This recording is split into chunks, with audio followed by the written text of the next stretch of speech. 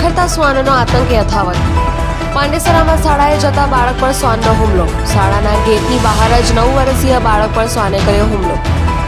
બાળકને સારવાર અર્થે હોસ્પિટલમાં લઈ જવામાં આવ્યો। રખડતા શ્વાન પર કાર્યવાહી કરવા લોકોની માંગ।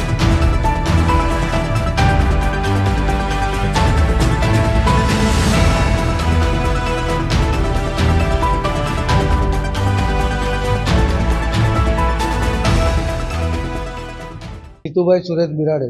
જીતુભાઈ, શું ઘટના બની હતી અને શું માંગ છે? ભાઈ, મારા છોકરો સ્કૂલે જતો હતો, બરાબર? તો સવારે 7 વાગે કૂતરાએ કઢી લીધું। તો ઘરે પાછો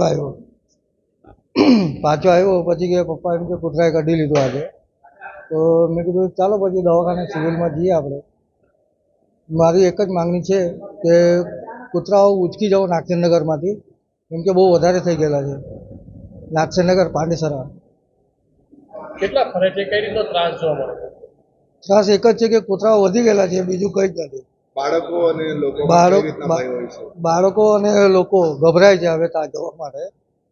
સ્કૂલે ઘણા, હવે બીજો એક કૂતરો બી આવેલો અને બીજા છોકરાને કઢી ગયેલો છે, એ મને 3 દિવસ પહેલાં ખબર પડેલી।